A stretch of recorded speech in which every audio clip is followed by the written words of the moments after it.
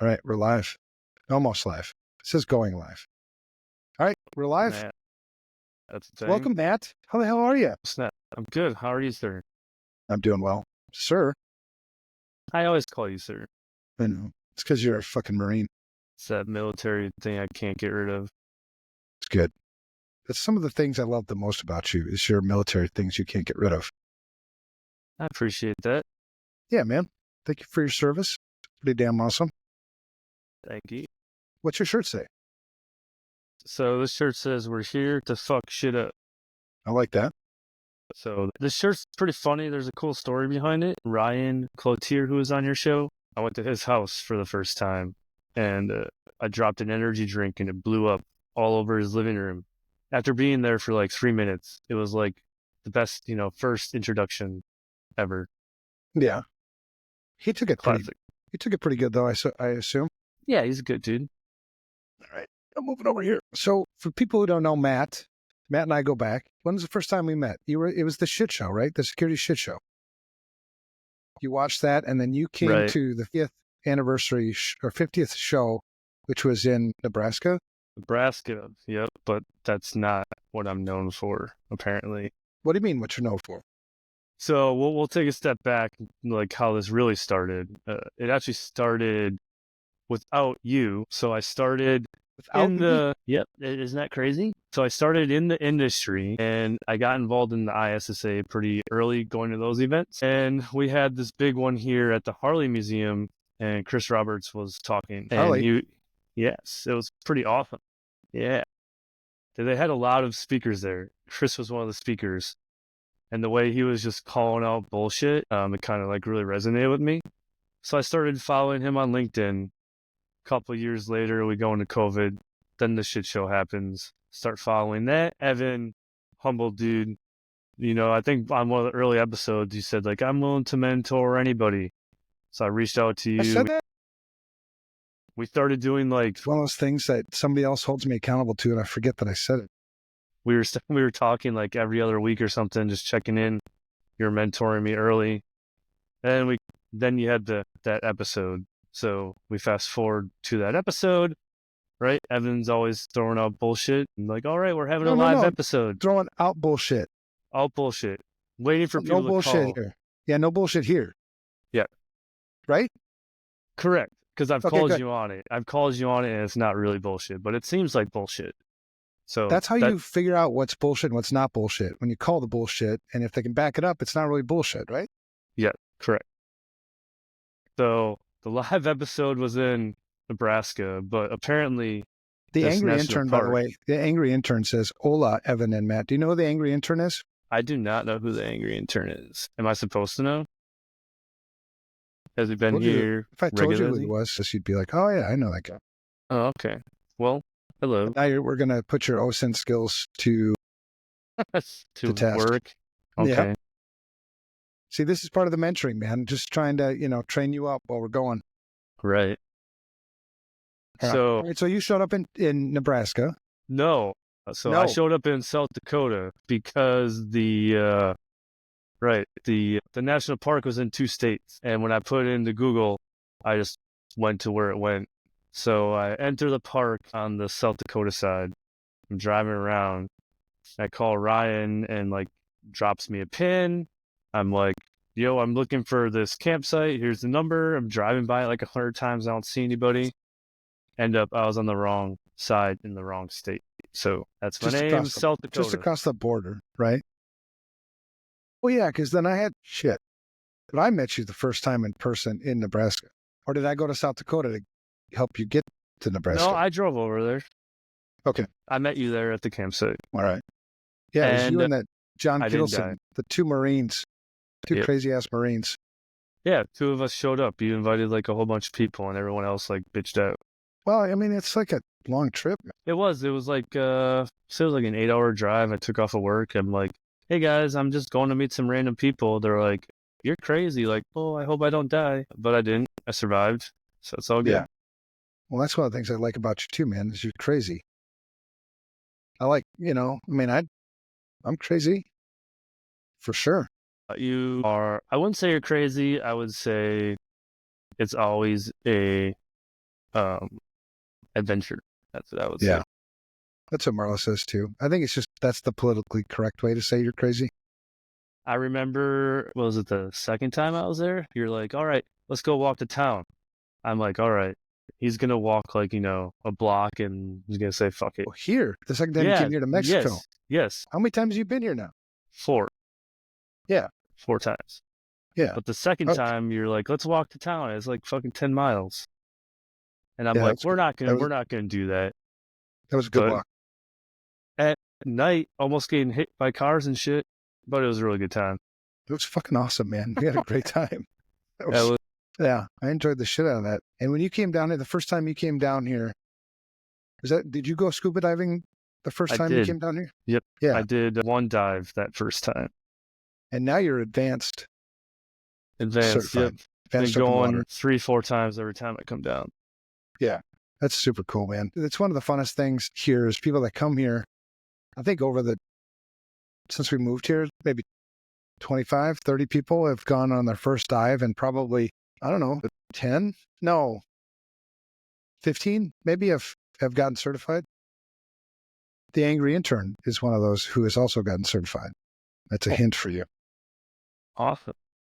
I'm trying to multitask right now. On your OSCENT, you're doing the OSCENT at the same time? Yep. All right. I try to do that stuff. So what do you, when we first met, I think you were kind of like an analyst, weren't you? At like a bank or a credit union, big kind of credit union? Yeah. So the first time we started talking, I was an analyst at the local credit union here in Wisconsin. And then during COVID, I did not understand what I understand now. So I was chasing technology initially. I was like, why aren't we buying all the cool shit? We need all this stuff. Like, we're not doing the best in breed stuff. Like, I want to go somewhere else, was initially why I left. Come to find out, it's a totally different world. Yeah. Yeah. I feel like I've gone to different industries. So I went to, the pharmaceutical, medical industry, gigantic Oh yeah, I forgot company. about that. Shit. You That were was doing like endpoint shit there, weren't you? one it was really cool, but it was kind of boring, like specializing in one thing. But yeah, it was 100% endpoint, but it was large scale, larger than I could have thought. And now I'm here at a manufacturing company, kind of middle of the ground there between the two. Yeah. Well, it's been really cool though, man, because I've seen your career progress, and I've seen you, learn so much. One of the things I think that serves you really well is you're very inquisitive. You're always asking why. And I wish more people did that in our industry, because I think a lot of people kind of take this spoon-fed approach and don't really get down to the why and understand the logic underneath all of this, which leads us to this episode, right? You had brought something up about, and I think I came up with the title, Fuck the Fear Factory, but essentially it was, how fear is oversold, overused in our industry to sell people products for people, people make these decisions. And it was really wise that you've noticed that. That's the thing to your advantage, man. I mean, you ask why, and you have this ability to think critically, which brings us to the forefront. So what's really interesting about this topic is I've thought about it a couple different times, and really I feel like a lot of people think about things and they just don't say it because they're like, I'm the only one that's thinking it, or I'm going to, cause a riff or something. But as I've been going through this journey, just been saying, fuck it. So I was actually at the gym on the treadmill, and I thought about this, and I came up with some analogies. I was like, this is great. So when I started working out with my trainer, I was like, dude, text me this. Had him text me like 5 or 6 words to help me remember what was in my mind so I could write up a post later, and then I sent that to you. Yeah. Yeah, crazy. Well, it's awesome, man, because, and I think one of the things that's a benefit to mentorship and to, I think, working the support of other people in your life is it does give you, I think, the courage to say what you are thinking. I think a lot of people are thinking the same stuff, but they're afraid to say it because, they don't want to have their necks stuck out and they don't want to get, they don't want to lose their job, whatever. It's uncomfortable, but growth happens in uncomfortable places. Absolutely, man. And if you're the kind of guy who is inquisitive and can think critically, when you stick your neck out, you can defend what it is you said. I think the fear comes from like, okay, this is what I think. Being judged. Yeah, this is what I think. And then when you're judged, it's like, shit, now can't defend it. And there are some people in our industry too. I mean, there's a lot of posturing in our industry. There's a lot of intimidation in our industry. I just called somebody out on Twitter today who's a super well-known security person because, I thought what he wrote was stupid. Well, foolish is what I said. And then, but when you do that, I mean, you are putting your neck out, right? You're opening yourself up to a lot of criticism, a lot of attack. And I think that's one of the fears that some people have too about why they do what they do in this industry. Yeah, because there's so many, it's probably the same in every industry, but there's the people at the top that you have this perception of, there's the yous, the Chris's, and all the other people out there, even the owners of, the Microsofts and things, right? They know what they're talking about. But what is that saying? Some smart person once said, like, the more you learn, the more you figure out you don't know.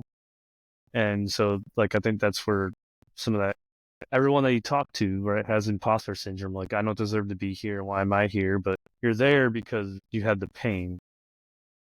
Yeah. Going through this stuff. And I think, at least the older I've gotten, the more I just don't give a shit what people think. There was a time for sure when, I was afraid to say some of the things I wanted to say because for that same reason. But, it's like, screw it, man. I'm tired of seeing things done poorly. I'm tired of seeing things done wrong. And you said one thing, and one of the things you just said there was, people high up in this industry or, been around for a long time, that they know what they're doing. But what if I told you a lot of them don't know what the fuck they're doing? So I'm actually starting to believe that. And I think it's because I'm getting some of my own imposter syndrome and I'm not trying to like posture myself. But I've had this back to like where I was a couple of years ago, right? Like, why aren't we buying all this technology? You need to buy all the cool stuff. But now I sit back and I'm in a different position doing different things. And I think things are going as well as they could be going. So like, why do I need to spend more money and buy more things? And then you see all the red team, hack this, hack that, vulnerability, and like none of it seems to be helping anything. I took this weird public speaking, like 1-day thing. And we had to come up with a quick story on the spot or whatever. And of course, I talked about security. I'm like, how can I resonate with people? And after I was done with my quick thing, they said, you just sound like some angry guy standing on the corner yelling at people. Like, well, that's okay. It didn't really mean anything to me at the time. But now as I'm looking, I'm like, that's what all these so-called researchers or bug bounties, like whatever these people are doing, that's all they're doing is they're standing on LinkedIn yelling at people. Or at least that's the perception because you never see them talk about fixing or helping people. It's just, and that's the problem with social media. Yeah, that's really interesting feedback. I mean, it's like, oh, shit, all right. And I think that's one of the things that really helps us in our industry is when we do understand other people's perspectives, people who aren't like us. And rather than validating what I'm saying all the time, I do enjoy when people challenge it, when people disagree with me. I think I was talking to a guy earlier today. He was interviewing for a job that we had posted. And I guess I was invited. You're one of the final interviewers. I don't know. Usually they don't include me in this shit. You got to make sure that your truck can drive over him. Is that what it is? Yeah. Let's check. Well, you can just give me his body dimensions for that. But, he's been in the industry a while and he's done a lot of cool things. And we were talking about how just, we put so much stock in people based on how many years they've been in this industry, but you can't take that without considering where they come from, what type of experience it was, because our industry is kind of so fucked up that there's a lot of people who have been in this industry for a really long time that still suck at what they do. I mean, and nobody's calling them out because they have been here for so long. And Nobody there's no wants to confront them. accountability. Right. Like, So who's like, let's say Chris, right? A guy that we both respect, highly respect, but hypothetically, let's say that he gave advice and the advice that he gave was bullshit. no one Would would you say say something? anything. No. Well, I would. Well, yeah. I think But he'd kill me, but like, yeah, I'm still scared. Nah, he wouldn't. Yeah, I know. It's about it's Yeah. about the way you say it. But there's a lot of that. And that's what I was telling you about this tweet earlier today. I was like, it's fucking bullshit, man. I mean, it's just shitty advice. It's fear-mongering bullshit, which it was perfect for tonight because we're talking about fuck the fear factory. So back to your time in the industry thing, right? People always ask me, how long I've been in the industry. I say, 15, 16 years, but I've only been in corporate America 8 years now. And some people are like, well, how's that possible? And I actually I did this personal coaching session, and he kind of helped me get to this conclusion. But even though I was in the Marine Corps and I was doing radio communications, my main job most of the time was asset management. And if we go into corporate America, number one thing people suck at, asset management. So that is like what I am the most, it just bothers me the most, I guess, that we can't do that. And I think it's accountability. And what I've seen is like, we just give people stuff. But here's your laptop, here's your server. Most of the time, they don't even know it's their server. They don't even know it's their application. You just buy it, give it to them. In the military, we make people sign for shit. Pen to paper, you sign it. That gives them a different feeling of accountability. And for the life of me, I don't know why we can't do that in the corporate America. Maybe because they just write off laptops. Like, no one cares about losing a laptop. It just degrades anyway. Who cares? Yeah. Well, who knows how much money gets lost? I think you put your finger on the issue. It's accountability. Today, I mean, I don't know how long this industry's actually been around. I guess depending on your perspective and the scope and whatever, you could say it's always been around. But ever since I've been in this industry, there's still no real understanding of what's negligent and what's not negligent. I mean, logically, it seems completely irresponsible to not know what you have, especially when logical person would think that maybe. Right. But then let's go with the fear thing. Why are people so, one of the things I was curious about, so I did a little research before tonight. That's why you're awesome. You always come with the facts. Well, I don't know if facts, sources, who knows? Data. We'll call it data. Yeah, well, at least it's something that it's a starting place where you can, have a discussion about it. But, I was curious, is this done on purpose? In our industry, is the fear factory purposeful? Is it perpetuated on purpose? Or is this just something just happens? Because you look at so many of the things the decisions that people are making in the products that they're buying, where they're putting their money, this complacency sometimes it's just ignorance. I mean, like, where does it come from? Because from when you look at it logically, it's like, it's a no-brainer. And so you start to question yourself, like, am I fucking wrong? Are people that fucking stupid? Or, what? I would say it's 100% intentional. It is. And I think, and here's where I always go round and round, and maybe you can help me out. There's a lot that gets talked about, divine masculine, divine feminine, like being in touch with your emotions, emotional intelligence, like all kinds of stuff like that. That's all valid. But what I think happens is negative always is more powerful. So we overload the negative, and I don't think making emotional decisions is a good idea, because you're taking logic and rational out of the decision-making process.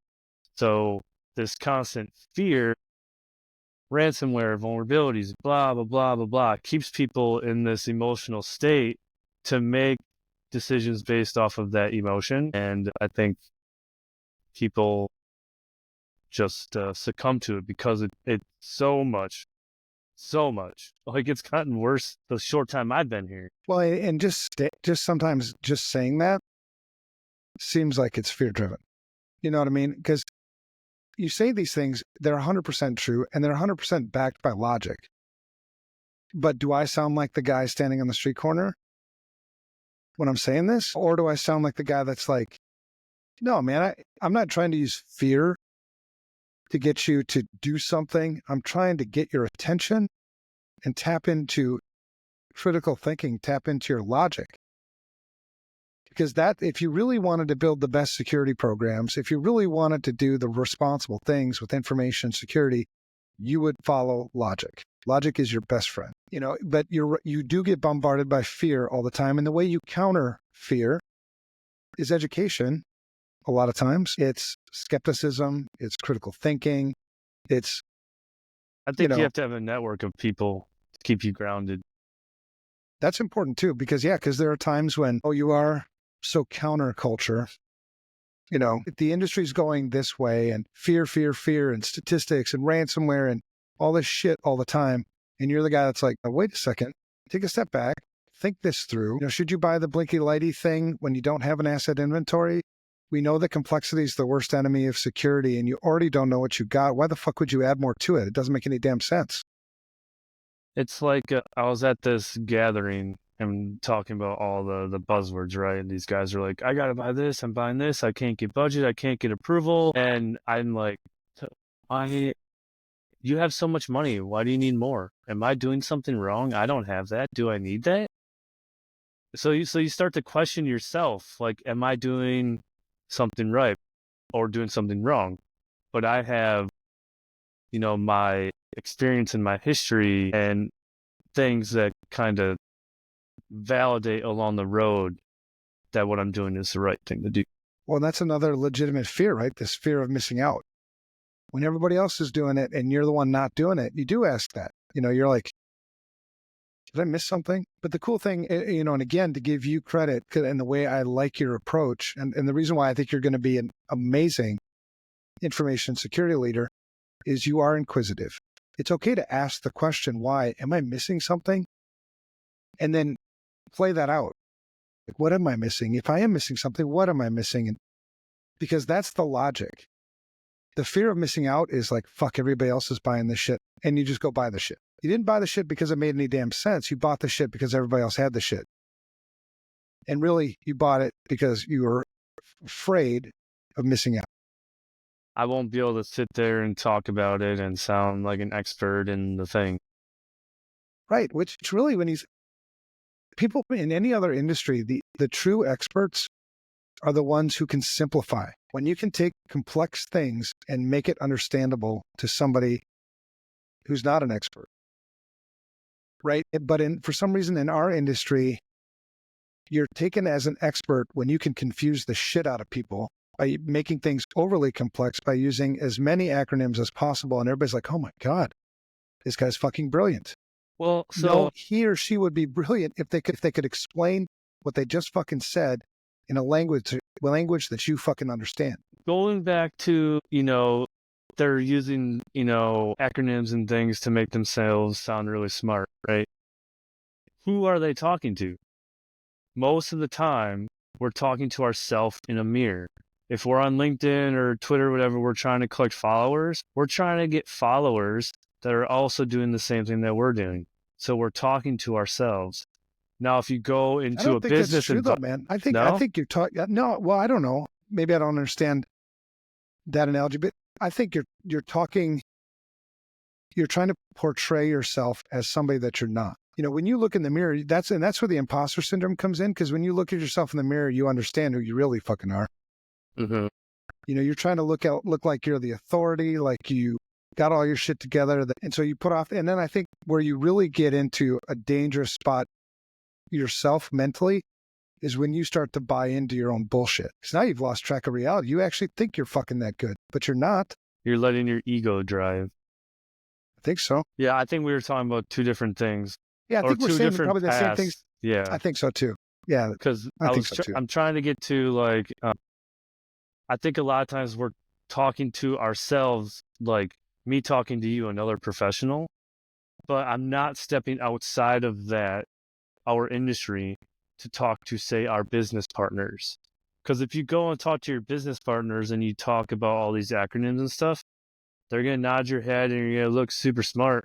They're going to go back to their desk and they're going to be like, what the fuck did I just hear? They don't think you're smart. They think you're arrogant because you're not talking with them, you're talking at them.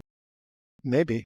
Yeah, maybe. I think because you hear it every time. And that's one of the many reasons I don't like going to conferences anymore, is it's just this hissing contest of, I did blah, blah, blah, blah, blah. And sometimes I'll like engage just so I can call out the bullshit, because it's like, okay, tell me more about this blah, blah, blah, blah, blah thing. And then you keep asking why. By the way, that's the best way to take somebody out of a social engineering pretext, is keep questioning until they run out of their pretext, right? Because when you build a pretext, it's like acting. It's like a script, right? Yeah, it's like acting. So you're trying to act like this person. And if you keep asking questions, and they get off script, that's when you truly call the bullshit. So it's like, you can try it sometime when you go to a conference. Just keep asking why. Really? No shit. Explain more. I'm really intrigued by that. And then, shit, okay, tell me more. Tell me some more details. You keep getting there, and then pretty soon you find out, like, you're full of shit. But we do that a lot in our industry. Because I think a lot of people in our industry are afraid. I mean, you talk about fear. I think they're afraid to be themselves. Yeah, I try to get that. And if you can get on this path of truly, I think, accepting yourself, get to be comfortable with being transparent, I think you can take a lot of that fear away. Because then even if people are judging me or whatever the fuck they think, I don't really give a shit what they think anyway. Yeah, it doesn't matter. It's just all about, wait, I have this. I thought I had this here. Yeah, what? I wrote something here, I think, that you told me like years ago. Yep, right here it is. It says validation of yourself within yourself. You told me that, I don't know, like last year or something. So, Where yeah. the fuck's this wisdom come from? Sometimes you get lucky, I think. I know. I just like shoot in the dark, like, hey, I hit something. Look at that. How about that? So the purpose. So let's talk about the purpose behind the Fear Factory. Because I like you, I do believe it's done on purpose. That doesn't necessarily mean that it's done with malicious intent all the time. I think it's done on purpose, because I think there's a lot of motivators. And the first one I sort of came up with was the profit motive. Truth is, fear sells, right? Everybody says, fear, uncertainty, and doubt, right? Yep. I mean, you see that with commercials on TV, with anything, mostly sex, alcohol, probably, the missing out. Yeah. So that's one of the reasons. Another reason, competitive market pressures. Believe it or not, this industry is crowded and it is highly competitive. The weird thing about it is, when you look at the total addressable market, just in the United States, we've probably hit, when I say we, I'm talking more of the consulting side, less like commodity products like antivirus. We've probably hit maybe 20% of the total addressable market.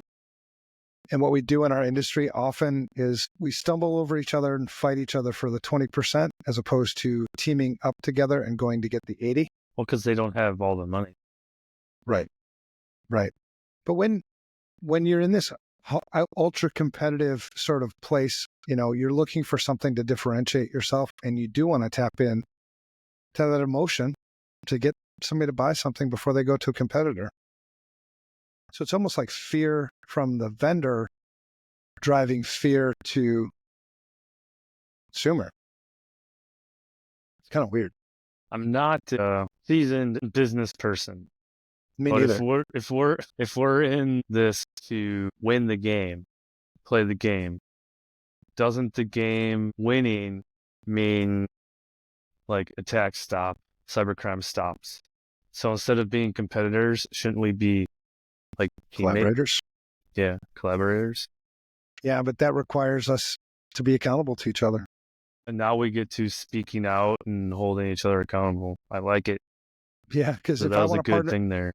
if I want to partner up with you, well, now I'm gonna have to tell you how I do shit, and I'm gonna have to lay it on the table, and you're gonna have to do the same, and we're gonna have to critique each other, and we're gonna have to call each other's bullshit. And I think I'm gonna lose competitive advantage or market penetration or whatever because I'm telling you how I do things. Or, your bullshit. Yep. I would imagine a lot is the latter. Yeah, because and that's one of the things, and I am going to tout our horn because I'm proud of our team. FR Secure is that way. We want to collaborate. We understand. In a lot of cases, we have more business than we can handle right now. We would much rather collaborate and partner with companies that we trust to serve the customer well. But it's amazing how difficult it is to do that because other people don't view us as competitors. It's like, we're going to give you customers. Like, how is that competing? I don't know. Do you think No. burnout has anything to do with us wanting to collaborate versus just compete? Like maybe you get tunnel vision and Yeah, I think that's also one of the risks, in the fear factory is burnout, because when you're running high on emotions, because fear is an emotion, it's a basic emotion. It's an instinctual emotion. You've got the fight or flight thing. It's all integrated with that. And when you're running at that level for a long period of time, yeah, you're definitely going to burn out. And then I think it just perpetuates itself. Think of like if you're scuba diving and fear hits you. You're like, fuck, your heart rate goes up. like when you got rammed by a fish. Yeah, fucking fish. That was a night dive too. That was scary as hell. That was we both saw it coming. It was like, what the fuck is that? I've never seen that in my, I haven't dove like 1,000 times, 100 maybe or so, but never had a fish come off the bottom and like come right at me. It was freaky. It was weird. Yeah, super weird. But fear feeds fear. When you're fearful, you do shit, and then based on the shit you did, it feeds more fear, and that's where panic comes in. So I think you might be fearful because of burnout, because you're afraid of burning out. It just like it feeds itself. Right. You don't want to burn out, so you just keep going and you don't realize like you're already in it. And you're making the problem worse. Yeah, I could totally see that being me a lot. Yeah. Yeah. But that's another thing, man, I didn't bring you here to stroke your ego, but as a friend who genuinely gives a shit about you and loves you as a brother, you're a lot better at that. I remember the first time you were down here, you were all freaked out that me and Ryan were CIA or some shit. Oh yeah, you guys were like plotting. Yep. Nope. There's definitely the paranoia has come down, but we've made some life altering decisions along that way, which is crazy. But to keep that going though, like if I go out and talk to, I'll call them normal people, they're always like, you security people, and you do it to me all the time too. You're like, what are you doing that for? What do you got that turned off? Who cares? Just let yourself get hacked. Whatever. No big deal. But I'll be like, don't scan that QR code. Oh, you stupid security people. Like, just because we can see how, stuff can in a perfect situation like happen, we're super paranoid that it's always going to happen to us. And it's kind of paralyzing. No, it really is paralyzing. Yeah. Well, and one of the biggest mistakes I see most security people make is making risk decisions out of context. So if you're just looking at that series of events and just focused on that, it can seem like it's the worst, scariest thing ever. But when you put it into context, a greater context, it's not that big a deal. So is that So for these guys that are sitting on the street corner just yelling, is that what they are missing? So example, they're just out there researching, red teaming, whatever, doing their own thing. They're not working, well, I don't know, this is my perception, not working with a business to have to understand the business context, which really brings into like that vulnerability is not really a big deal. Like we have bigger problems about paying people or making product. Like it's a different context. For sure. Yeah, when you think about all the things that a CEO has to take into account and all the different inputs that they're getting, what we don't, but the challenge is though, it's a double-edged sword. There's what's responsible for them, what's not responsible is complete ignorance, which I think a lot of CEOs are sort of operating under. But it's also not responsible for them to drop everything and focus on that vulnerability that I just brought up. Both sides are, both sides of the extreme are, irresponsible, but where do we fit? What we don't want is them to be ignorant. We want them to know about, what we think are the most significant risks so that they can make good, educated risk decisions. We don't want to overwhelm them. We don't want to sell fear. We want to sell logic. We want to sell education. That's how you combat the fear factory. One of the biggest things you can do is educate, be transparent. That's like essentially what I thought about, right? If I'm trying to sell you a car and you come into a car lot, you're gonna buy a car, and I tell you, yep, you buy this car, the wheel's gonna fall off tomorrow and you're gonna crash and die. Are you gonna buy that car? No. I'm selling you a different lifestyle. You buy this car, roll around, pick up chicks, listen to loud music, get good vibes, whatever. That's what I'm selling you. But for whatever reason, we keep saying, if you don't patch this, or if you don't do that, you're going to get hacked. But wait, you're not going to get hacked because you're already hacked. You must assume that you're hacked. So if I'm assuming my car is going to crash as soon as I drive off the lot, why am I going to go buy a car? It's the most dangerous mode of transportation, but I still drive it anyway because it's risk. But it's a risk that you grew up with and you understand well inherently. So you understand the risk and you accept it. And so if you could get to that same level with information security, that's the win. And eventually you will. I mean, because it just takes time to get through it all and for people to, because if you look at your own life, right? Information security is just a thing that I kind of take for granted a lot. I don't think about it as much as people might think I do because I've been in it for so long, it comes kind of second nature now. Well, and you were in it throughout like a good portion of like a lot of the transitions in the early days. Now, I mean, you just get thrown in it. There's no like ramping up. There's like no learning it. Like what Ryan says a lot, the analog and digital person, like we don't feel the digital, so we don't understand it. Well, that's the thing. I mean, computers don't have any damn emotions. Yeah, apparently. We'll get there soon, I guess. Even when you do, it'll be emulated emotions. It won't be true emotions. Computers will only always, except for quantum, but we're not going to get there tonight. Computers only do what you tell them to do. That's it. I mean, there's no magic to it. And so that's the big reason, especially with digital computers, that's why logic is your best friend. Think cause and effect is a really big thing in our industry. Sadly, I think there's so many people that I think just don't understand it well, that do fall for the fear. And the fear is, I mean, it's always been there, right? This has always been a thing. Fear, the reason by fear, I mean, there's like even psychological and physiological things that happen with fear. Parts of your brain activate when you're afraid and it shuts out logic. Your muscles, blood, all the stuff changes. It's like a natural instinct, almost like we evolved from something.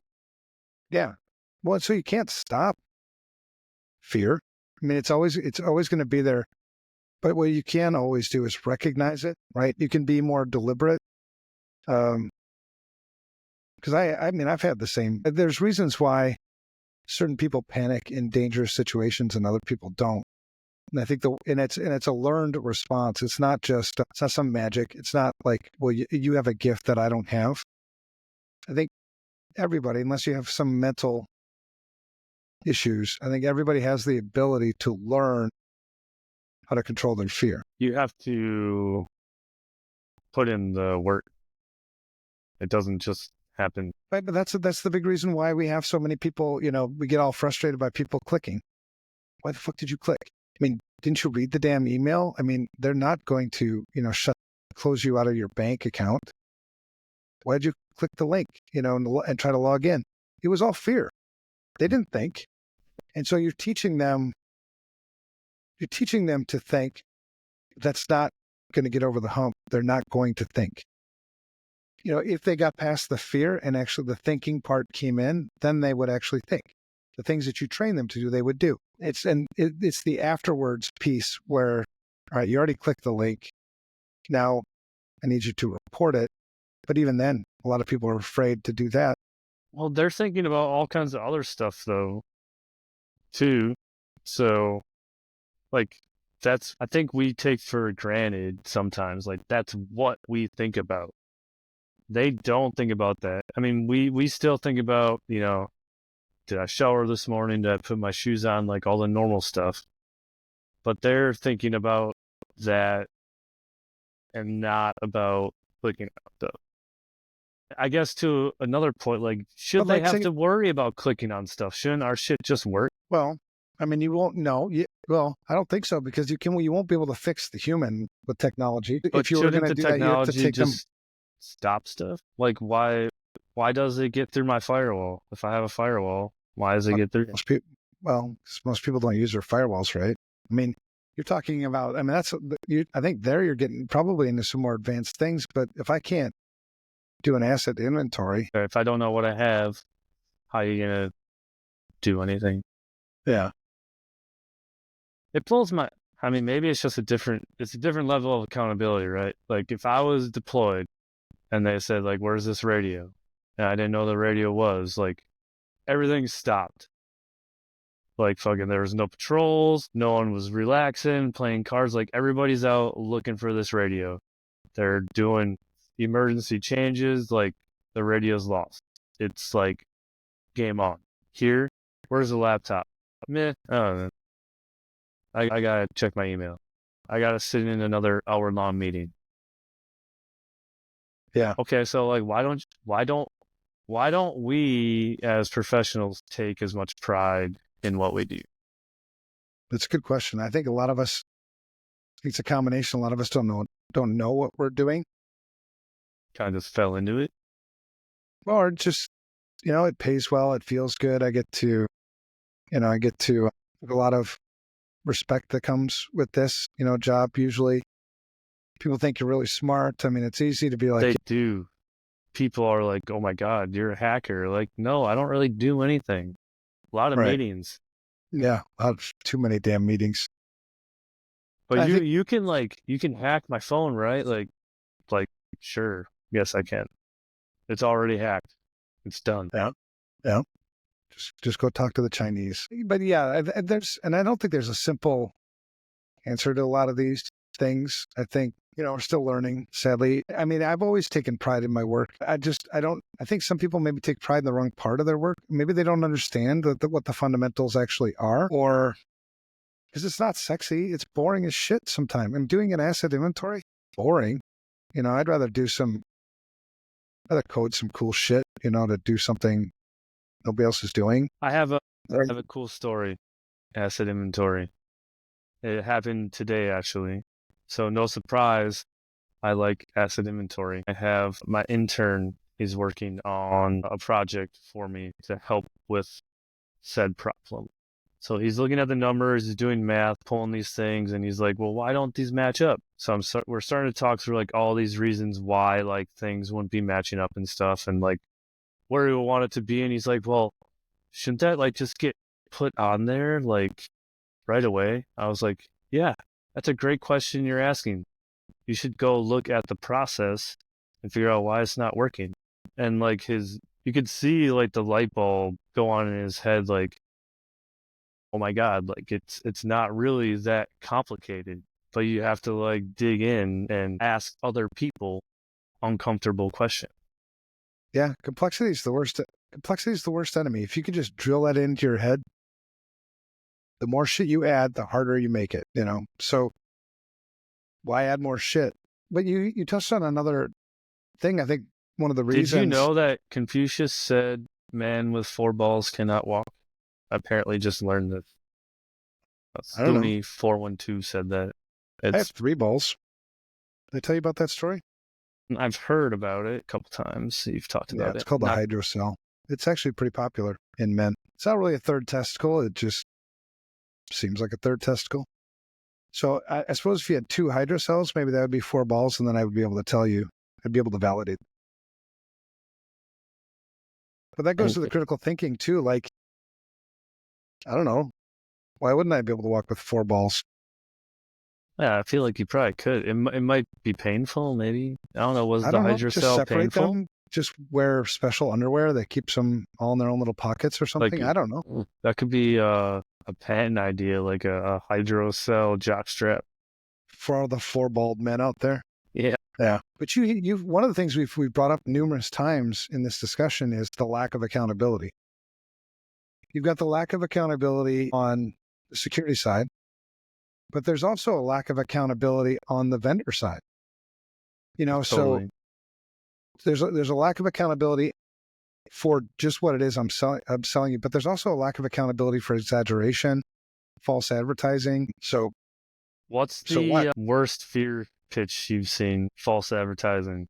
Man, that's a good question. I can't think of one off the top of my head. I think it's usually not so overt. I've seen lots of promises of guaranteed protection, 100% prevention, risk. Like, I mean, look at what's the wolf place? The Arctic Wolf people. Arctic Wolf, right. Their mission is to end cyber risk. Yeah, good luck. Impossible. But there's no accountability for saying They anything. just bought that company from BlackBerry. They bought Cylance.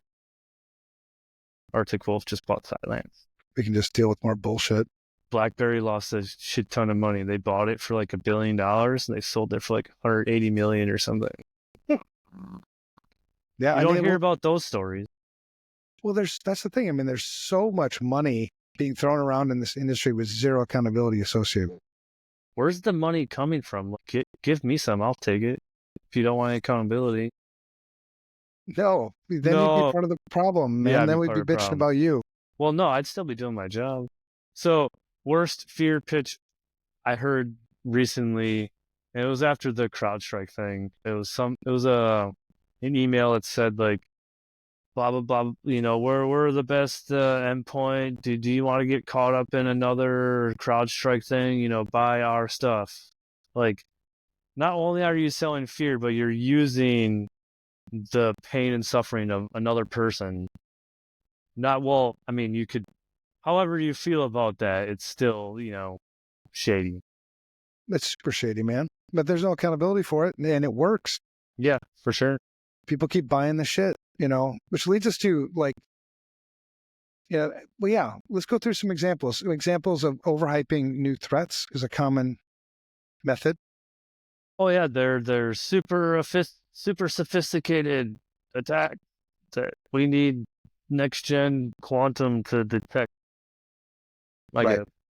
I had one company tell me, because we were evaluating their shit, they wanted FR Security to do a technical evaluation of their thing. Oh, I would love to do that. And it was me and a couple of team members. I was asking questions. Okay, tell me how this thing works and blah, blah, blah. And he actually used a thing I've never heard anybody say. I was like, so how do these two functions work together? And he said, invisible process. I had a feeling that's what you're talking about. That would be the biggest one. Like, what the fuck did you, I'm like, what is an invisible process? And he's like, well, you know. I'm like, no, I don't fucking know. I've never heard of an invisible process before.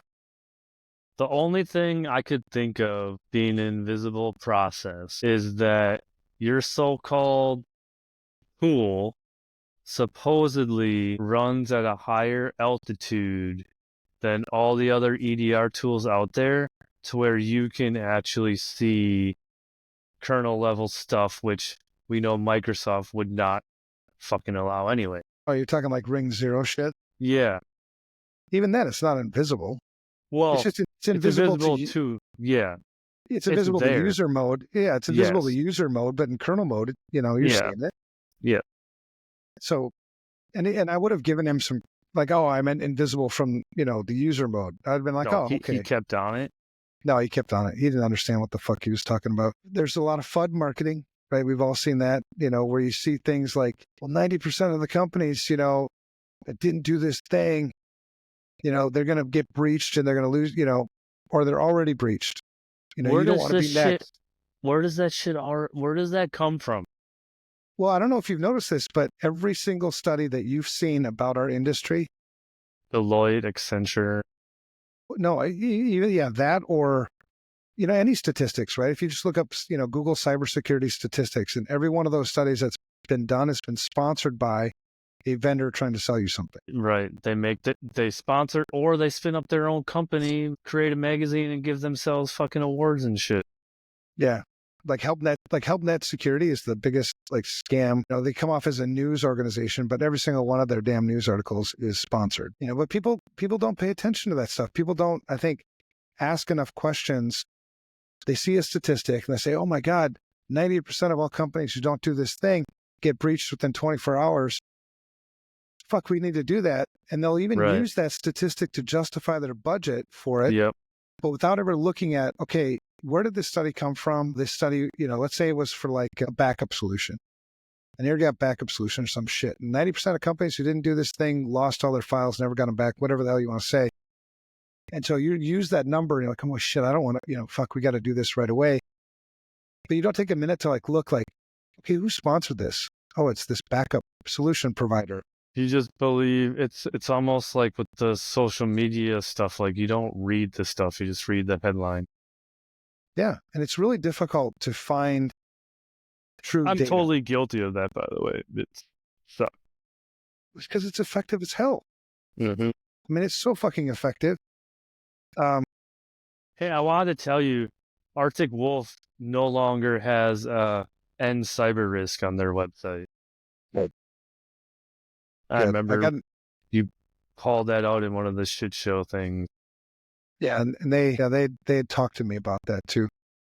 Well, that's not really what we mean. I'm like, why the fuck do you say it? Marketing told us it was a good idea. So here's another example promoting the myth of guaranteed protection, 100% protection.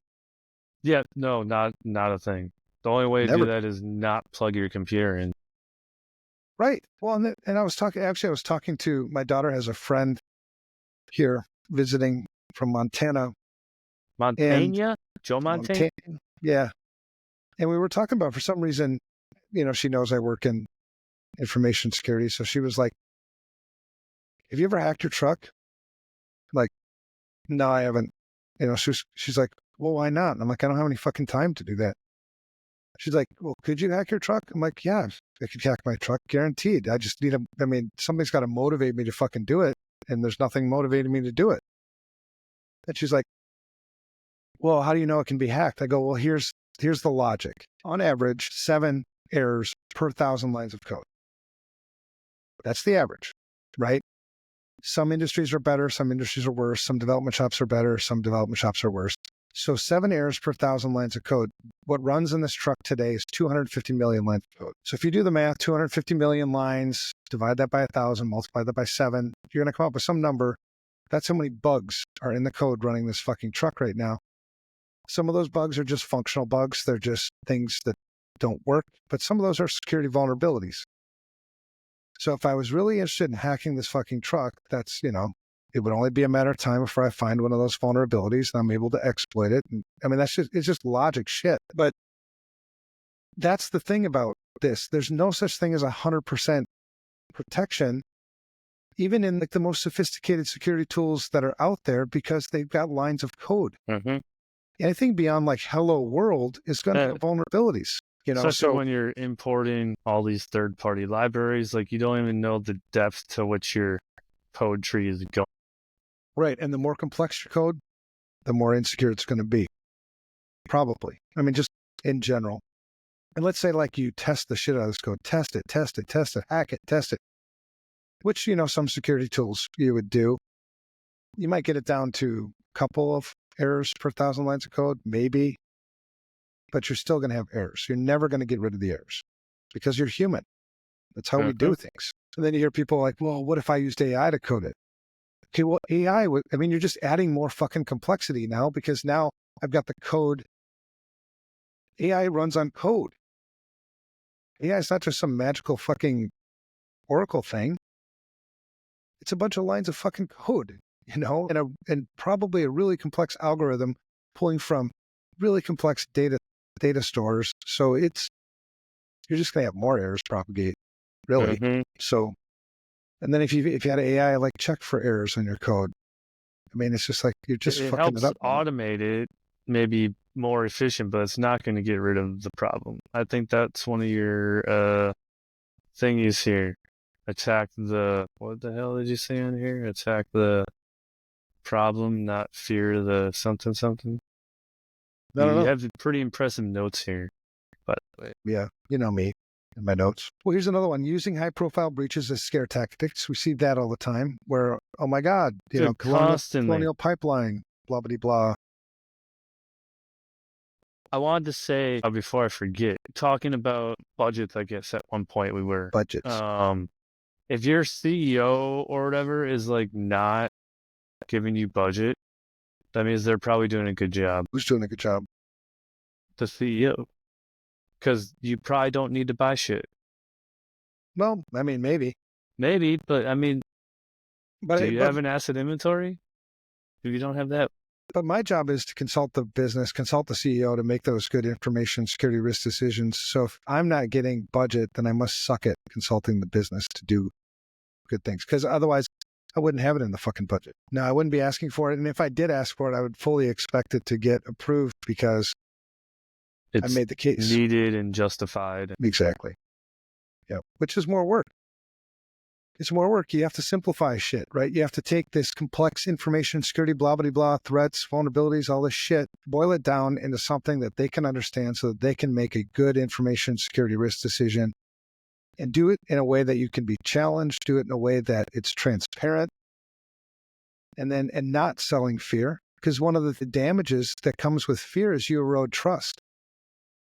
If you really want to understand what fear does to you and does to your company you're working for, does to your own career, read The Boy Who Cried Wolf. I mean, that's like age-old fucking wisdom right there. That's what happens. You're going to get hacked. No, we're already hacked. Buy this. Well, and you're noticing that people are paying, I mean, people hear about security stuff more and more, but the fear is, I think, getting more and more out of hand.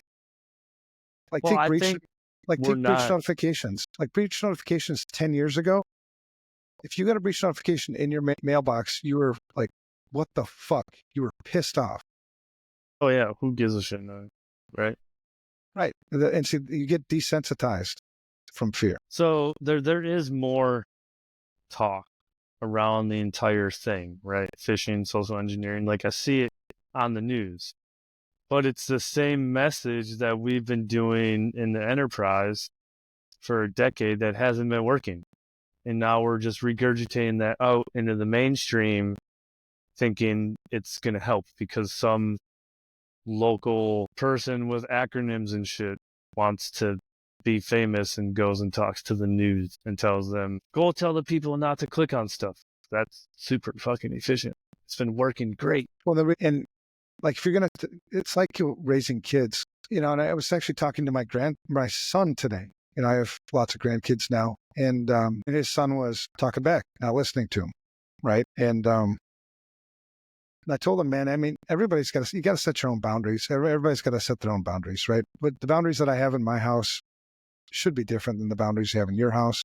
It's the same with like risk acceptance. Like I accept risks that you won't accept and vice versa. But once you cross my line, then there are consequences. And so when I tell you this and you don't do this, there's consequences, right? That's where you insert accountability. So if I tell you to not click things and you still click things and nothing happens, why the fuck are you going to stop clicking things? There's no accountability. So either stop telling them and try to figure out another solution to the problem, or give them consequences. I mean, that's just psychologically how it works. I go back and forth on that. I don't think people are intentionally clicking on things. I think people generally want to go to work, generally make it through the day. They might not want to be like a superstar employee, but like they don't want to break anything, so they're not trying to click that link. So I don't think they necessarily need to be yelled at or fired or, in the military, maybe punched in the chest. But maybe But how about take away their email, or tell they do training or something, or just take it away for like a week. Like you ground your kids for a couple of weeks, take away email for 2 weeks. Well, if they need email to do their work, well, then take away all external email.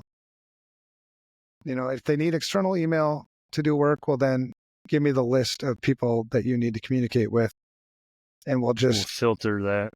list those. I mean, otherwise, it's just the same bullshit. Or you could just accept it that this is the way it is. If we're just going to continually tell people not to click, then don't get fucking frustrated that they still keep clicking. You should expect it. So, right. Then you circle back and then, the tools should be working. So if they click on something and we're not mad that they clicked on something, clicking on something shouldn't blow up the company. Well, not if we're doing shit right. No, exactly. But I have to have more blinky lights and things to make sure that doesn't happen. Right. Yeah. Or you could just use the fucking router you've got sitting there and use it well. Yeah. I mean, you already have that's the thing. 90%. 90% is hypothetical. It's just a number. We're just saying it's really high. Yeah. A large percentage of organizations would do a much better job in information security without buying another fucking product. Use the products you already have correctly. And once you get your head around that, like a firewall, for instance, how many attacks could I stop or mitigate if I ran a firewall correctly? Ingress and egress. So I was on your side until about 5 seconds ago. I just thought of something that I want to challenge you on it. Your firewall doesn't, it depends. I guess you're your network guy. It depends how your network is structured. If everyone's working from home, a lot of organizations are doing split tunneling, or because everything's SaaS, you don't need a VPN to go through your network. In that case, your firewall isn't going to protect anything. It'll protect your crown jewels, I guess.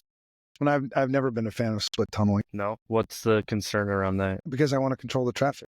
Because it's your traffic, your system, your data, control it all. Yep. If you're a system that's going to be interacting with our work systems, which I'm responsible for protecting, that's just, and the reason why people don't do split tunneling as much anymore is because of the cost. It's more higher to cost. Split tunnel?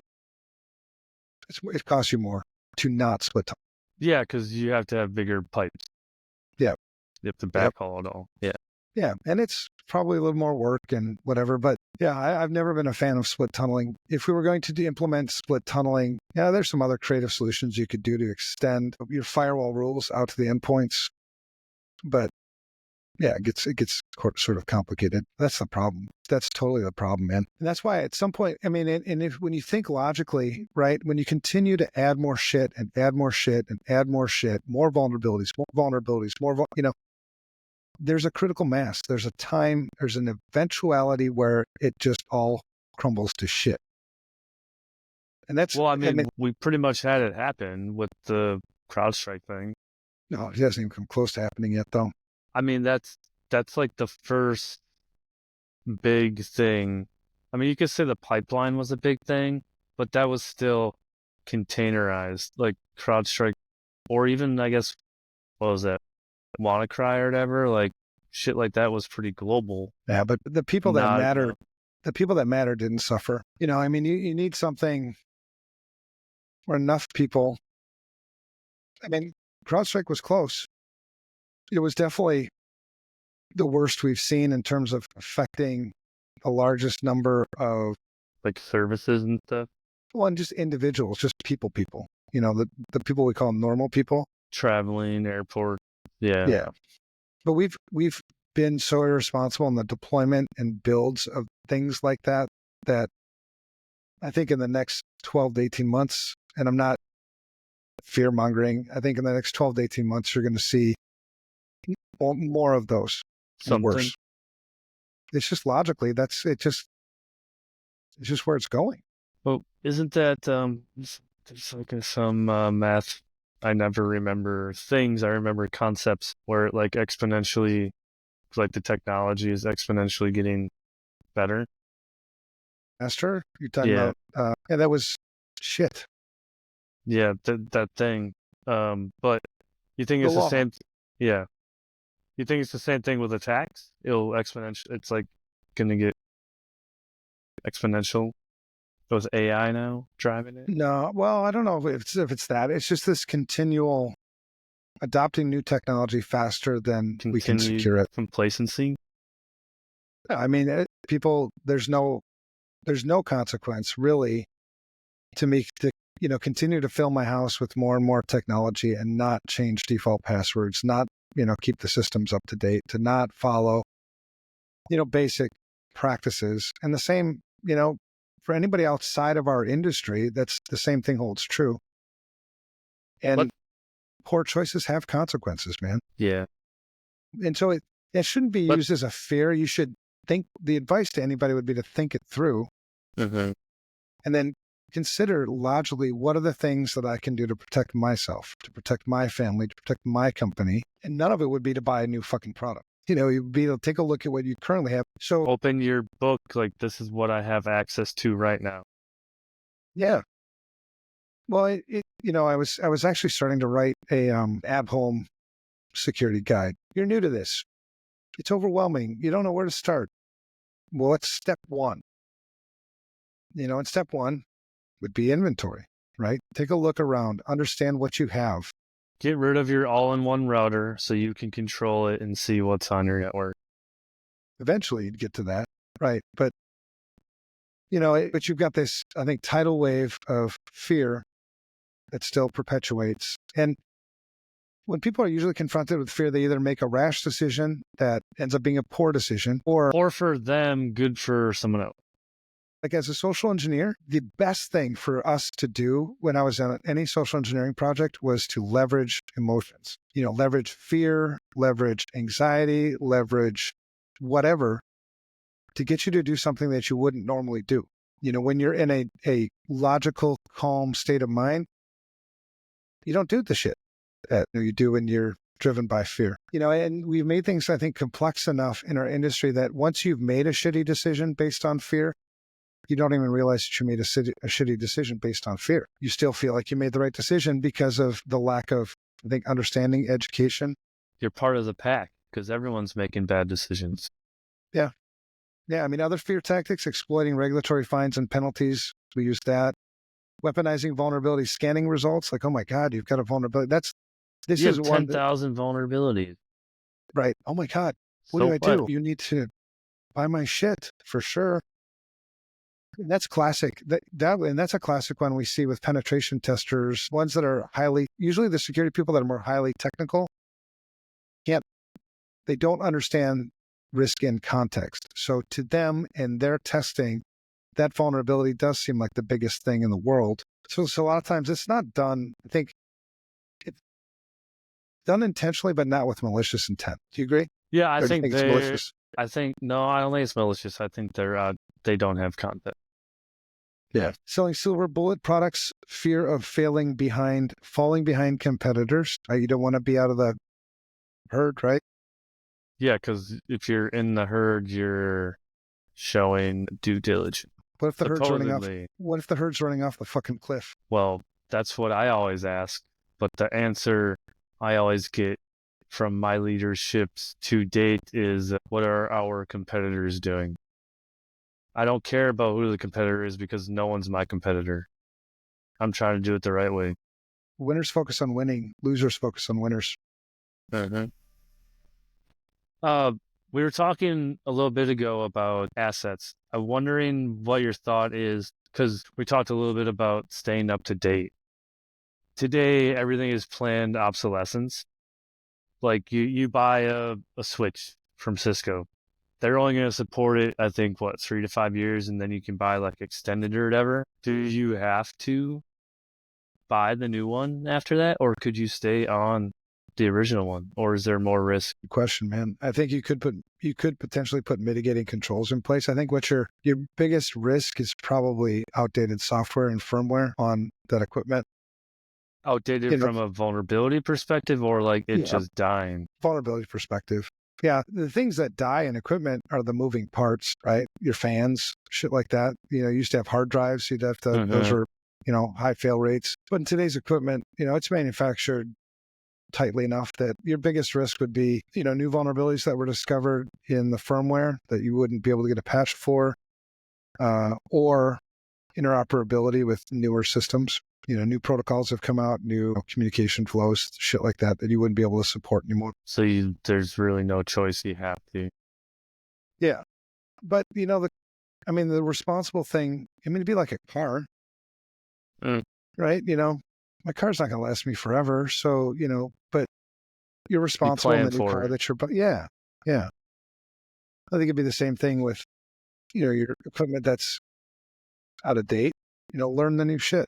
Learn the new, learn the new Cisco OS, to run that shit. It's the thing. We're in our industry, we are all professionals. I get paid to do what I fucking do.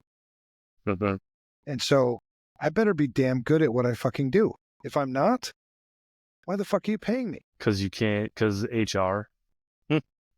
HR overcomplicates things. But this is the same, I think, like, I'm a professional and I should be held accountable. Like in any other profession, there are things that we're that you're typically held accountable for. I think in our industry, we're still struggling with what things do I hold a cybersecurity or an information security professional accountable for, or an IT professional. Yeah. Like so if you get hit with ransomware, whose fault is that? Is it the IT person's fault? Yeah. Or do we just blame the TA? Yeah. I think it depends. That's like, single factor authentication's always been a peeve of mine on anything externally. When did multi-factor start? Do you remember when that first started? Were you still at the bank? Or did you have your own company then? We always had different forms of multi-factor. We even had multi-factor with like modems. In a way, you'd have callbacks, so you'd dial in and then the modem would call you back at the phone number that's configured in the modem for this account. So you dial in, authenticate, and then it would call you back. And so if you didn't have that return on another phone number, so it was a second factor. The first one would be something I know because I'd have to authenticate with the modem, and then it would call me back. So it would be something I have. It has on file. And then it would be a device, another modem, a phone number, unless I was able to reroute, phone, you could potentially hack the telco and move the phone number somewhere else. But that's the thing. There's always like attacks to our mitigating. The point is never to be perfect. It's never to eliminate risk, but it's to manage risk. So on highly sensitive systems, when we were dialing into them, we had remote callback configured. It was just the responsible thing to do. What do you think about hard tokens now and soft tokens? So you have the apps that are soft tokens now. You can have a YubiKey or a hard token with a code. I see all kinds of people talking about this is hackable, that's hackable. Do you have any thought? Like, just anything is good? Well, that's the thing. I mean, and that's where I think we're our own worst enemy, right? Oh, that's hackable. Well, that's the fear thing. Okay, let's talk about how that's hackable. And when you explain it, like, okay, the situation and the scenario in which that's going to happen is like, this is likelihood and impact, right? The likelihood of Right. that fucking happening is next to nil. Yes, it could happen, but it's not going to happen. Versus me not putting that control in place at all, the likelihood's much higher. You know what I mean? So it's not risk elimination, it's risk management. Everything's fucking hackable. I don't give a fuck if it's hackable. So if you already had soft tokens and someone was telling you that's not good enough, you need to buy a physical token, you just tell them that's bullshit, or we're good. We don't need to spend our money on that. It depends. Explain to me how and why. Maybe you know something I don't know. Maybe you know of a new, 0 day or something where it's more something I don't likely. understand. But I think that would go a long way towards, fighting the fear thing is, giving you credit when we first started this chat. Like, ask why. Ask for more information. When you get the, guaranteed protection thing, if that isn't already a disqualifier, then ask them how this guaranteed protection works. And if you're guaranteeing it, what recourse do I have when it fails? Can I sue you for it? Oh, that's always written in the contracts that So it must not be you fucking as the guaranteed then. customer can't hold them liable. Yeah, I just saw that the other day. Right. So it must not be guaranteed then. Yeah, because you're using legal to defend yourself right out the gate. Yeah. Yeah, for sure. Now, here's some of the dangers. I want to go over some of the dangers of this fear factory. There's lots of examples. I can give you shitloads of them. I can give you reasons. We can tell you why it works, right? But what are some of the dangers? Like, why would I even give a shit about this fear factory? Does it even matter? I mean, so what? I bought a new fucking thing, and it was fear driven. Big deal. Here's some of the dangers. Number one, misallocation of resources. You have limited resources. It's I've going always to said, cost more than you think it does. always, man. I've always said I would rather not spend an information security dollar than misspend an information security dollar. Because at least if I'm not spending, I'm not fooling myself into thinking that I'm protecting myself better. Where I'm misspending, I have a false sense of security. That's a really bad situation. Plus, I pissed away the dollars. I mean, let's say I misspent $500,000 on some solution that is completely ineffective, or it's not whatever. Because that's another thing you use in selling fears. We overestimate return on investment. Let's say at the end of the day, it's a net loss because I misspent information security dollars. How does that any different than me paying a $500,000 ransom? It's $500,000. It's gone. Money's money. Yep. I can't spend it on other more effective controls. We can't use it to grow our business. We can't use it for the company party. We can't use it for bonuses. You misallocated it. And you're not helping the business. You're making it worse. That's one of the dangers. Another danger, complacency. This false sense of security. Security through obscurity. You bought the thing. Even if you did buy it and you think it's a good investment, you didn't configure it correctly. You just dropped it in. Yeah. Well, and you've heard me say this too, man. The number one thing, if I've been asked by CEOs and others hundreds of times, give me the one thing, because people always want the one thing. And the one thing is situational awareness. It always comes down to situational awareness. You understand the situation that you're in. You understand where your threats are coming from. You understand. I mean, think of like when you go to a restaurant, for somebody who's situationally aware would, get a vibe for what's in the restaurant, the type of people that are in the restaurant, where the furniture is. And it's not like you're paranoid. You understand what's going on. Yeah, there's nobody like fighting. There's no screaming, and when you're sitting down, you look, you see where the bathroom is, you see the exits on how I would get out of this place if shit hit the fan. Again, I'm not paranoid. It's a learned thing. Anybody can learn situational awareness, and it's really fucking healthy. So it's interesting that you use the word healthy. Because when this comes to veterans a lot, we go to therapy or we talk about PTSD. One of the common questions that they ask is, are you always looking for exits or do you notice things? And they kind of give it that stigma that it's not healthy because we are so situationally aware.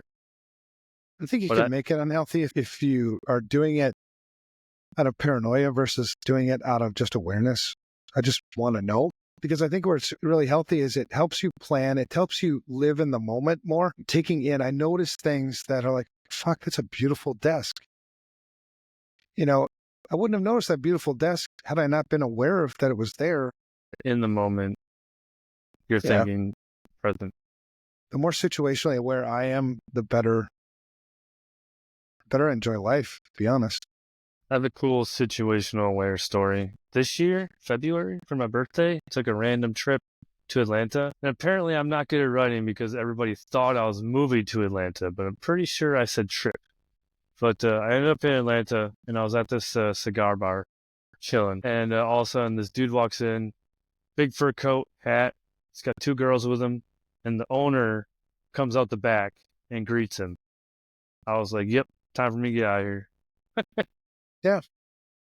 Yep, definitely not a Well, place you want to be.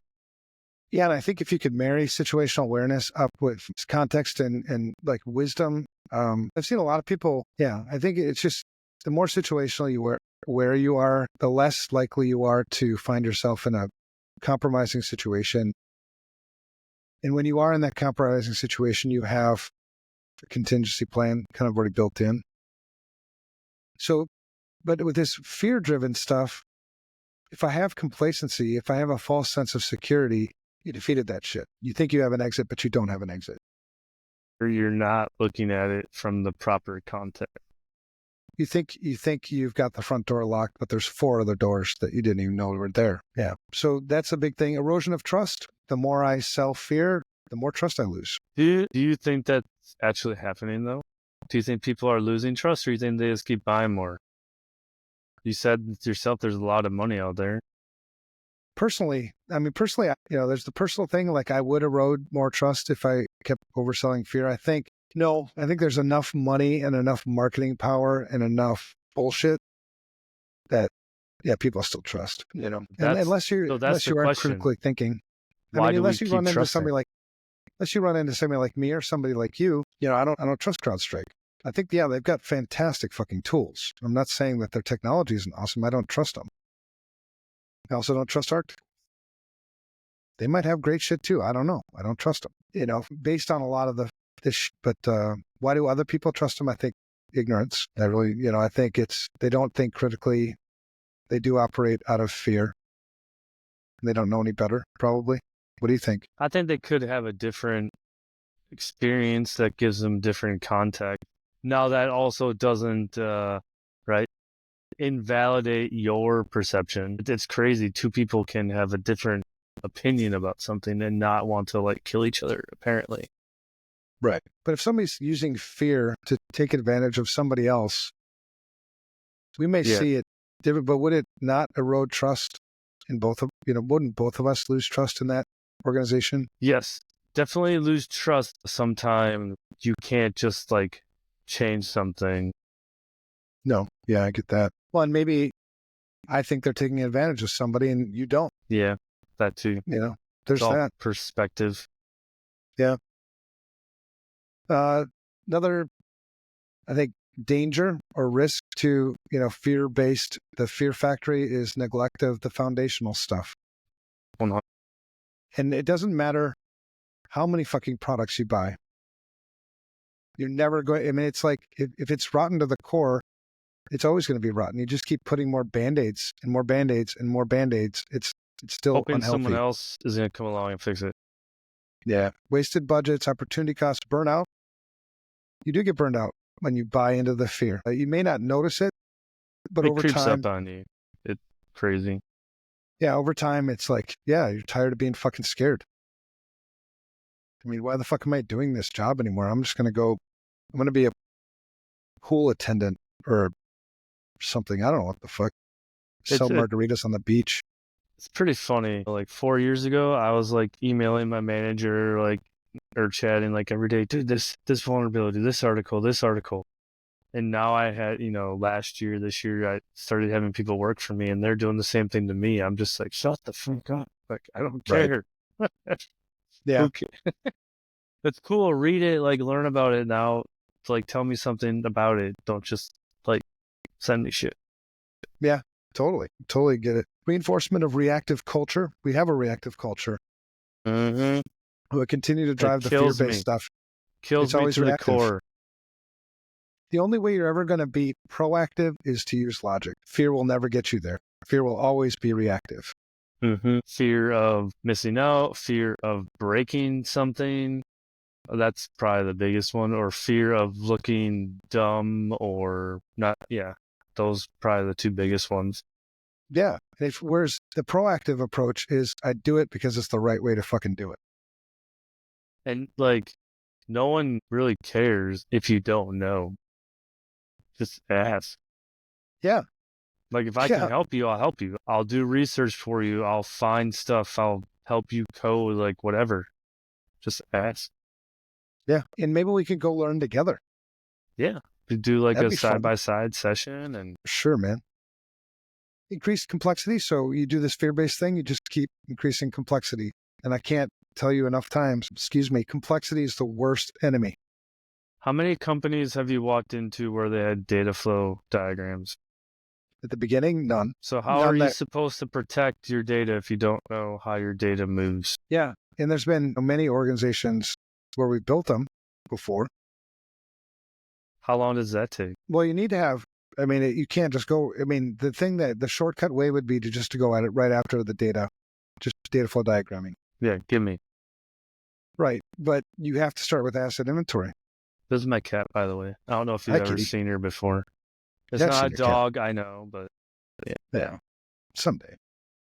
But you can't go right into a data flow. You have to figure out your assets. Because you have to be able to understand which of these data flows is a legitimate data flow from point A to point B to X to Y, all these data flows. What's the critical data? What are the dependencies? Yep. And you also have to implement some level of change control because as soon as otherwise you're continuing to chase your tail on the data flow. You never get to a state, but you could potentially do that if you were going to implement a continuous data flow. But that's going to take a lot of work. You have to kind of do it manually first before you're going to be able to do it.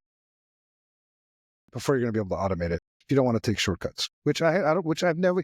It was kind of the Marine Corps way when I was growing up, because it was drilled into me. I don't know how many times my father, if you're going to do it right. It's the craziest thing. Especially if you're getting paid for it. Yeah. One of my first, I want to say, master sergeants I had, he said, there's only two things I ask of you: professionalism and accountability. You do what's right because it's right, and that's it. There's like no other way. It's the right way or not. And then you're accountable to and for everybody. And those things do not fit in corporate America. They should, but they don't. And I think that's why I go crazy. Yeah. That's why we need each other, man. Keep each other from going crazy. Yep. Other risks, undermining security culture, right? We continue to undermine ourselves. Why do people think that, we're always so negative? Because you're always fucking negative. Yeah, they don't want to work with you because you're just, you're going to get hacked or fix this vulnerability. You're never building a relationship with them. Right. It was funny. I was on a podcast earlier this week and it was... Was it Astra? Yeah. And it was the don't click on shit. I'm like, what does that mean? Because truly, you can't have somebody not click on shit. You have to run an application. You have to do an email. Yeah. We all have to click on shit. So what do we actually mean when we say don't click on shit? I think what we mean is actually, understand what's shit and don't click on that. You know what I mean? So it doesn't mean don't click on any shit or anything. It just means figure out what the shit is and don't click on that, Yeah. Exacerbating inequities, I guess, is another one that I found. A market saturation with ineffective products, dilution of public awareness. Do you seen those recent, I don't know, whoever makes these images of like all the vendors and products and shit? God. It looks like a fucking Where's Waldo thing. Like, it's ridiculous. I know. And they've asked they've asked us, You want to put FR Secure in here? like, Pay no, us $20,000 to be put in no, this list? thank you. We don't want to be on that list. Not at all. But, so the truth of the matter is, man, I think fear is rampant. It's not just in our industry. It's in life, man. It's all over the fucking place. You read the news every day, or if you do read the news every day. The news isn't news. It's all just It's a fear. bunch of shit. Yep. Don't go outside because you're going to get shot. Don't drive a car because someone's going to run you over. Like, it might not. I would say they don't want it to be intentional, but holy shit, it's got to be at this point. Well, dude, it sells. I mean, it sells. Nobody's going to come click on your website to go read your news article if it's like, we found a basket of puppies. Yeah, today things are pretty good. Enjoy your day. It's crazy how many people think, like Mexico, when they hear you live here, they're like, oh, is it safe? Mm-hmm. Yeah, it's pretty fucking safe. But, there's shootings and shit all the time. I'm like, not here. There's shootings in LA and New York, fucking Chicago, Milwaukee. Yeah, I mean, it's like, it's the fear. So the fear, that's another thing too. I think when you let fear drive things, you won't make decisions that are actually healthy. Like you wouldn't travel to Mexico or see other parts of the world because you're afraid to do it. And so you miss out. You miss out on other cultures, and what actually ends up happening is these other cultures, these other perspectives, they make you a better person. They make you smarter. They make you appreciate things more. You saw the same thing with COVID. How many people were afraid to, like I got so much shit when I went to Sturgis twice. And because people were giving you crap for going. Yeah, that's a super spreader. I'm like, what the fuck is a super spreader? They're like, well, you're going to get everybody sick. I'm like, not if I come home and stay in my house for a couple of weeks afterwards. Well, it's so irresponsible. I'm like, how is it fucking irresponsible? And what it really comes down to is you're jealous that I went and you were too afraid to. You let fear drive the logic. Like I would say, like I'd rather die of COVID doing things that I love than die of a heart attack on my couch, So yeah, I'm going out. I'm going to do shit. The same kind of thing like in your career. That's one of the things I've really appreciated about you is you're getting out there more. You're taking more risks, and you're not letting fear keep you from doing it. Stick to that thing. In my opinion, stick to that thing that you learned in the Marine Corps. Like, do shit right. Seems to be working. It is working, man. All right. What else you got? You got anything else about fear that you want to talk about? I wasn't as diligent as you. I didn't really make note. Well, I'm like the host and shit. I'm supposed to do this. Yeah, I mean, my big thing I should have you come on more often. You should be my sidekick. You want to be my sidekick? I'm totally down for that. 'Cause you're fun. I like your way you talk. I've heard that before. It kind of confuses me because I've had different experiences with that throughout my life. And maybe it's just a sign that I'm changing, which is what we're going for, which is cool. Yep. My biggest thing about fear is really social media and really a lot around the vulnerability stuff. The marketing is like a whole nother thing, but vulnerabilities, I think that bothers me more because I feel like that impacts the people joining the industry. Like the fear marketing stuff, that's hitting me, us seasons people, whatever, we have to learn how to deal with that. But the entry people, the ones that we want to grow and take the ball after us, are learning that vulnerability, fear stuff before they're even like in school because they're following whoever, right? And that bothers me, I think. No, I don't think I know. Yeah. So the people so we're teaching people before they even get into this industry to consume the fear and make those decisions. So they're kind of coming into the industry already making fear-based decisions. And or they just want to come in and break shit. I want to hack stuff. Can I do pen testing? Like, I have no use for that. I need you to fix stuff. Well, I need you to talk to people. right. Well, for us, I mean, if you want to do pen testing, it's going to take you a long time. You really have to understand the basics, the fundamentals. You have to understand what's going to be happening. You have to understand context. I mean, it's not like, oh, here's Metasploit, have fun. Here's your hack the box of EM.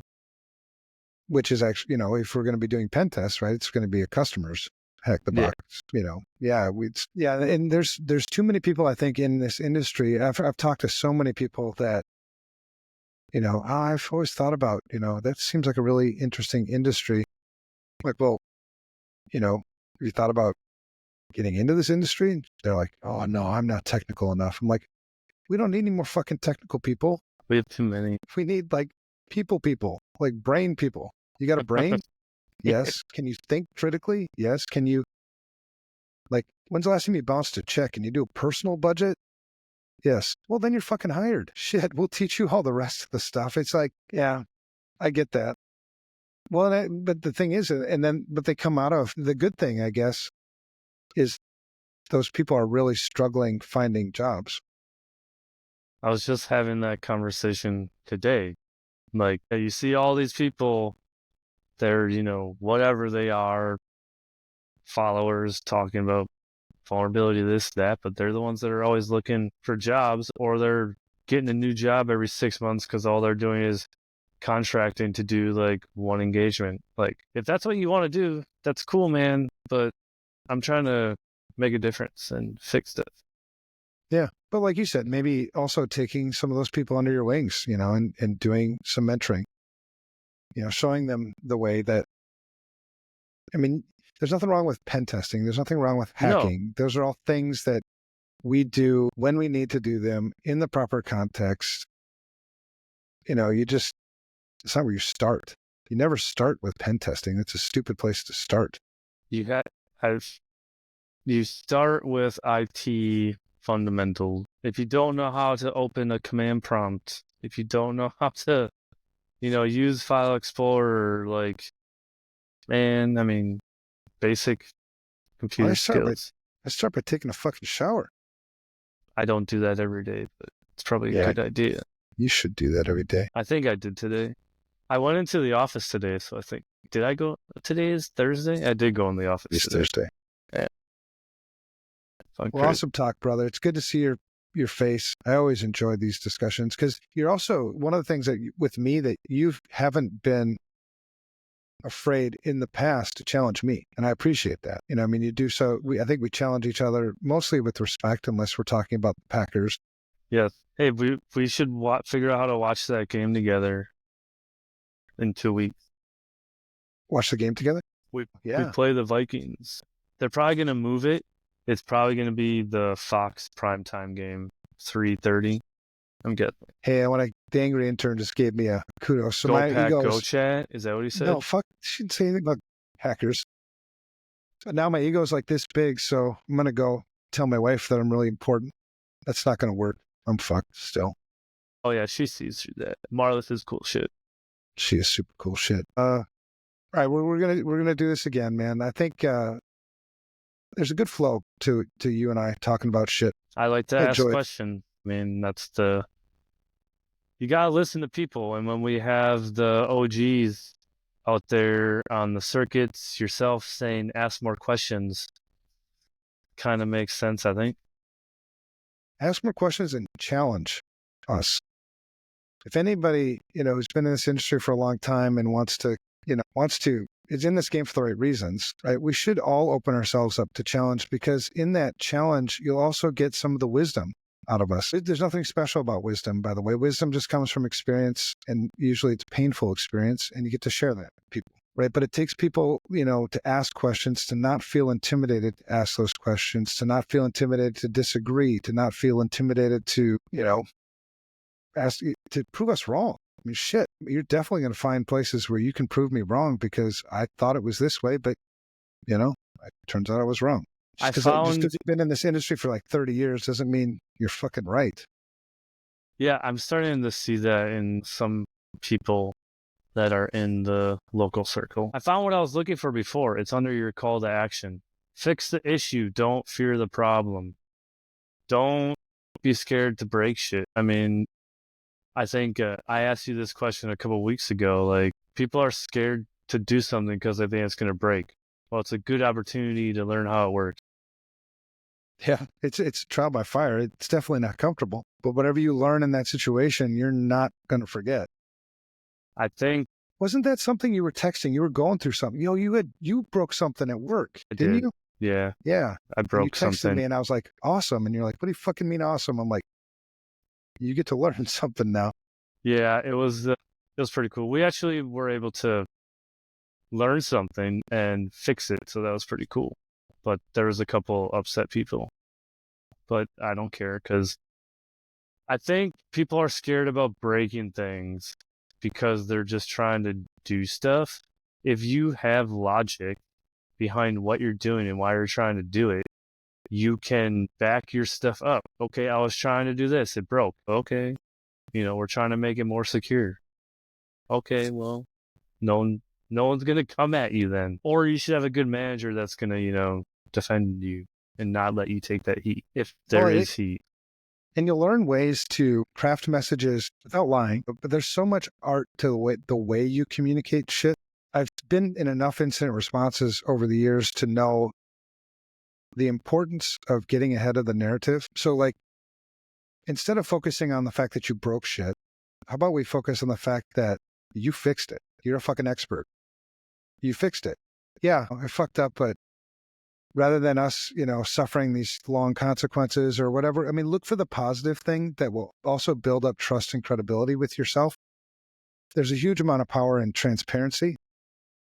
I always believe that the more transparent you are with people, you disarm them from using things against you. They're natural, like, deflections of it takes time or it's hard or whatever their normal excuses are. Yeah. So I love watching. It's like your kids, man. Raising kids, I enjoyed watching them fail from time I to think it'd time. be more like a brother, not a dad, but that's... No, I was a dad. Seriously, ask him.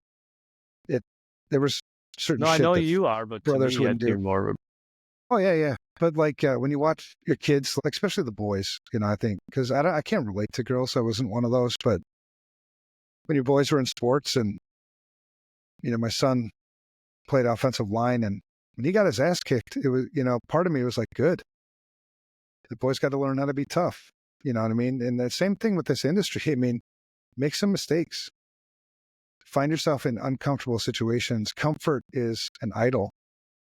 If you're comfortable consistently, you're not growing. So, don't intentionally go break some shit, but go out there and push yourself. Yeah, you Go don't out and want to push do yourself. Yeah, but push yourself into doing things that you have never done before with the risk that you might break something. And then, fix it.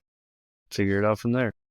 There's been so many times I've broken so much shit, dude. There's no perfect path, and there's no perfect environment or situation set up for you to learn. That's not how this works. Live fire is the way to go.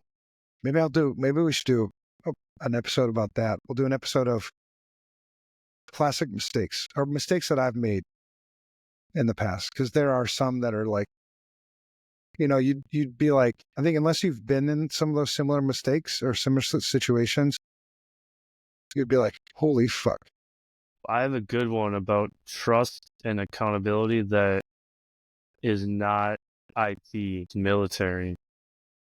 Military. Yeah, trust and credibility like wraps up with the whole thing, right? Yeah, let's explore having you on more often, man, because I do enjoy these conversations. You and I have built such a rapport over the years, and I think we bring a lot of good stuff out of each other. I think so too. Enjoy your company. Fucking stop being a fucking Packers fan. I'm gonna get I was supposed to get the tattoo finished, but he said it wasn't healed enough, so beginning of the year I'll get it finished. And then I got an idea for a third one. So thank you for sending me down this rabbit hole with your invitation. Oh, the tattoo rabbit hole? Yeah, when we met, you didn't have any tattoos. I was like, why don't you have any tattoos? Well, I've always thought about one. I'll just fucking get one then. I think things I are got starting. tattoos all over the place. Things are starting to get more clear up here instead of analysis paralysis. So we're just rolling with it. Yeah, man. The better you just be yourself, live yourself, the more you get comfortable with yourself, man, it's a freeing experience. It helps in everything. It helps in your job. It helps in your relationships. Helps fucking everywhere. So I love seeing that. All right, that's it. Let's wrap up the show. Let's figure out when we're gonna do this again. All right. Appreciate you. Thank you. Cute. All right, I just ended the Ended the thing.